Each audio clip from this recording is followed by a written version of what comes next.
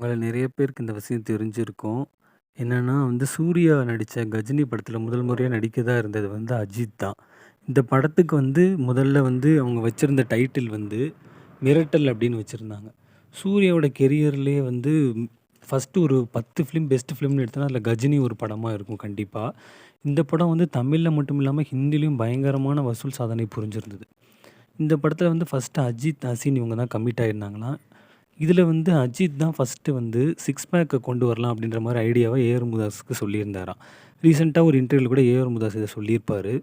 சூர்யா இதில ஒரு ரக்கடான கேரக்டர்லயும், ஒரு சாக்லேட் பாய் கேரக்டர்லயும் நடிச்சிருப்பாரு. அதே மாதிரி அஜித்தும் இந்த படத்தில ஃபர்ஸ்ட்டு சாக்லேட் பாய் கேரக்டர் அந்த சஞ்சய் ராமசாமின்ற கேரக்டர்ல நடிச்ச ஃபுட்டேஜ் இன்னும் ஏஆர் முருகதாஸ் அவர்கள்கிட்ட இருக்கு அப்படின்ற மாரி சொல்லியிருந்தாரு. ஸோ அந்த டைம்ல ப்ரொடியூசர் கூட வந்த சில ப்ராப்ளம்ஸ்னால அந்த படத்தில அஜித் நடிக்க முடியாம போயிடுச்சாம்.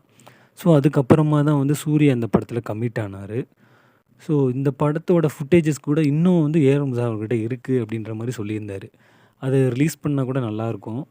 இந்த படம் தமிழ்ல மட்டும் இல்லாம ஹிந்தியில பிளாக் பஸ்டர்ன்ற வார்த்தைய அறிமுகப்படுத்தினதே இந்த படம் தான். 100 கோடி கலெக்ஷன் ஃபர்ஸ்ட்டு இந்த படம் தான் கலெக்ட் பண்ணுச்சுன்னு சொல்லப்படுது.